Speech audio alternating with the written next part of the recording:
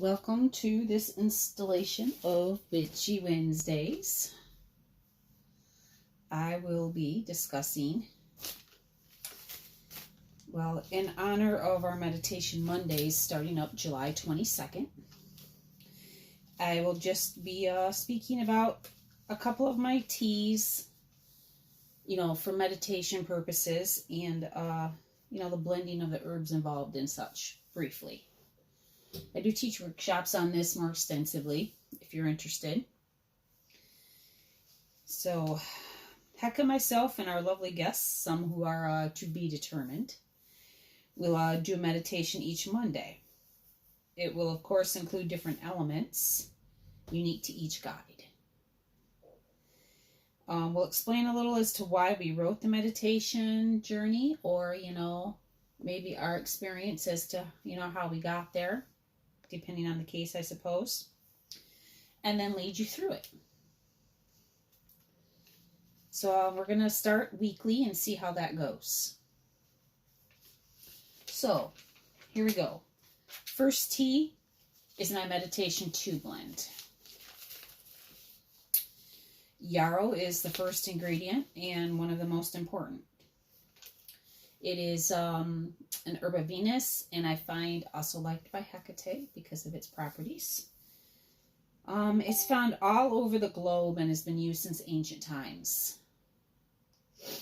It isn't just good for you, though. It's also has secretion from its roots that helps the surrounding plants when it grows. It helps them become more disease-free. So yarrow is just an awesome herb anyway. It's anti-erosion, great for gardens. You put like what I call oil herbs around it, and it helps improve their oil yield and aromatic properties as well. So yarrow's awesome. Hi, Krista. So, as I said, it's been used since ancient times. They found it in a Neanderthal burial site in Iraq, dating back to 60,000 before Common Era. So we've known about the benefits of yarrow for quite a while. Let's see. It's used in Ayurvedic medicine, Chinese, and First Nations people use it in their medicine as well. It's been associated with ritual, Greece, Rome, like all throughout the world. So its protective properties are utilized in my Meditation 2 blend, which is important, of course. So, you can truly be secure enough to let go.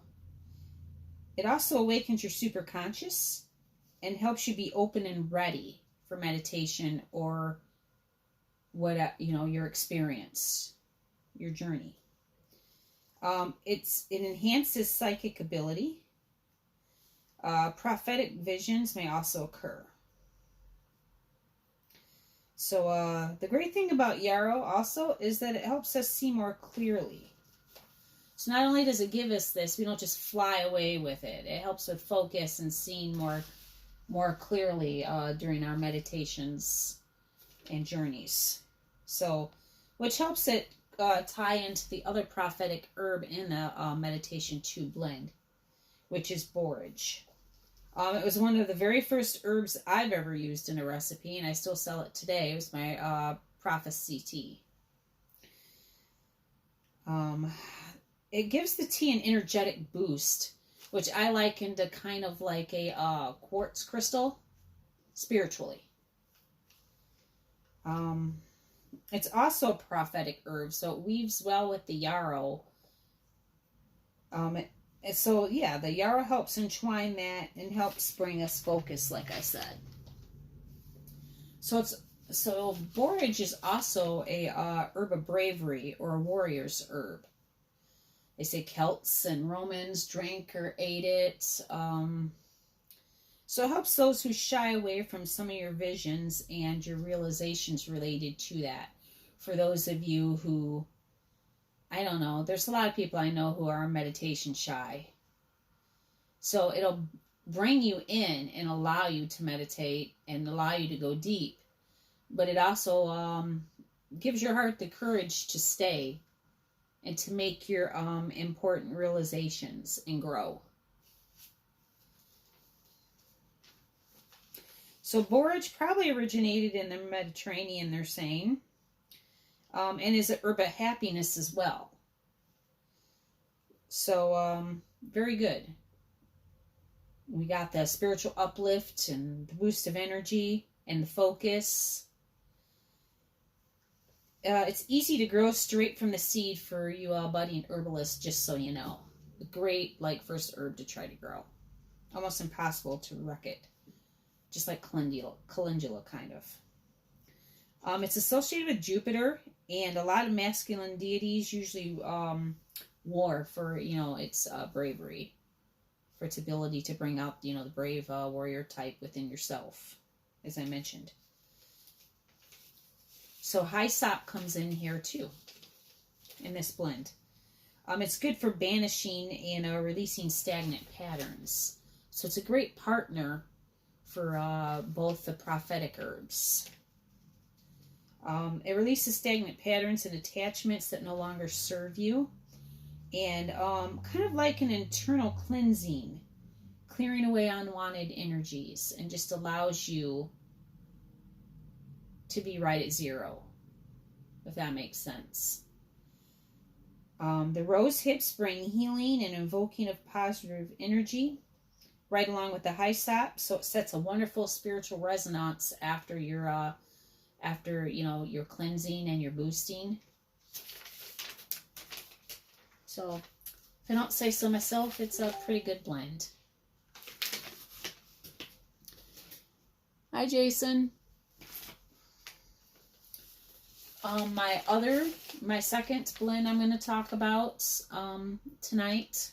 Like I said, this is just a brief talk this week about a couple of meditative tea blends and the herbs within, in honor of our Meditation Mondays we're going to start.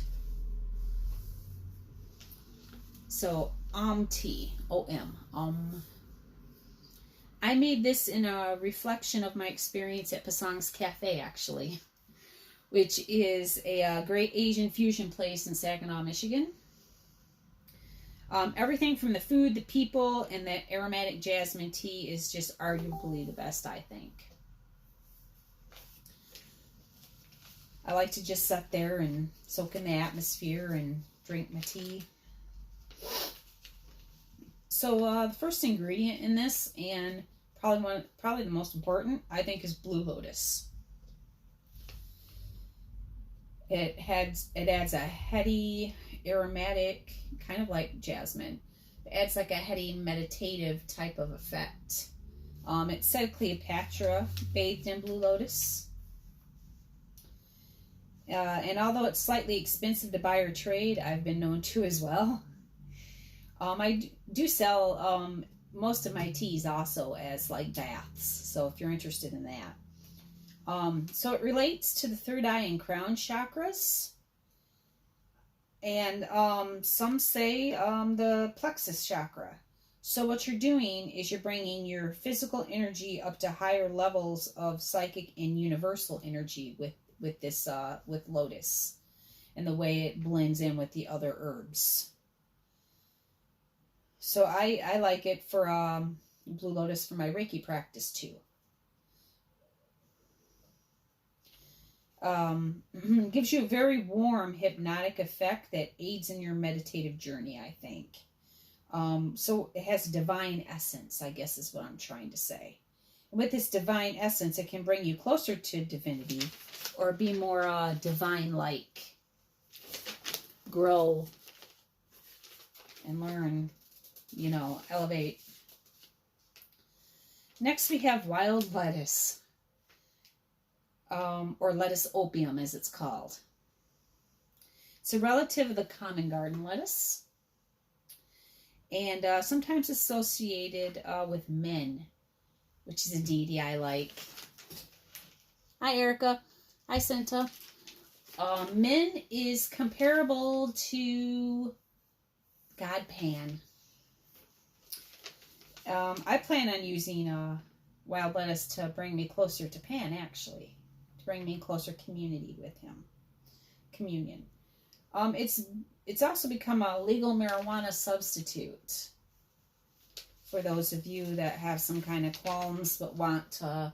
Doesn't give you all of the benefits of marijuana, of course, but it has some of them for the anxiety, and so it takes you to that place with its euphoric energy and helps you maintain the state. So you don't fly away with the other herbs. It helps anchor you, but keeps you there. So it doesn't exactly ground you, but you don't fly off. So anyway, it's a great friend to the lotus because of this, and is considered a moon herb as well, and has been used as a substitute for nightshade, FYI.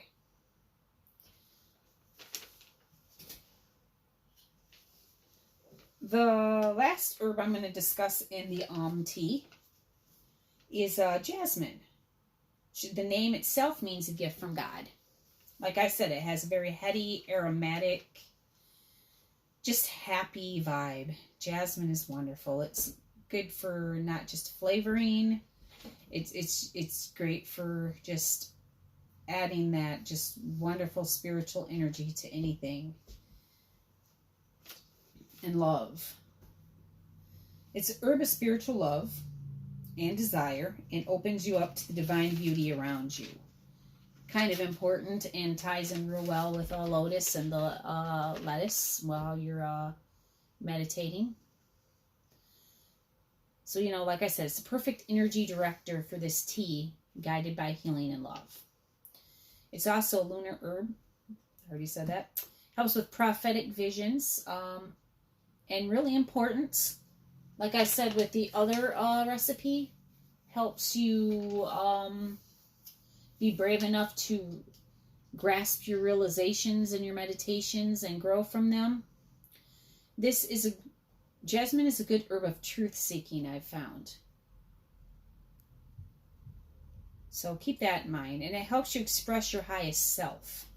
So it allows your meditation to be filtered through in a very spiritually pure way. And that's why I added it along with the other herbs. I think that's very important.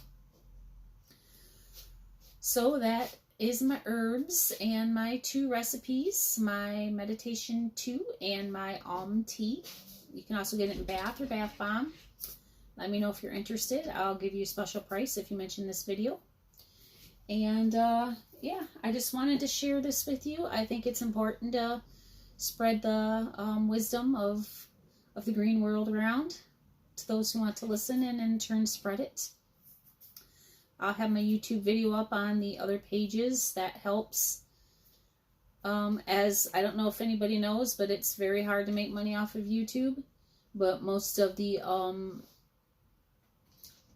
my views, any of the change I get, and I mean that literally, will mostly go to helping us further our adventure in the Saginaw, Witches Tea Saginaw. So anyway, thank you for watching, and I guess I'll be back next week for Witchy Wednesdays. Bye.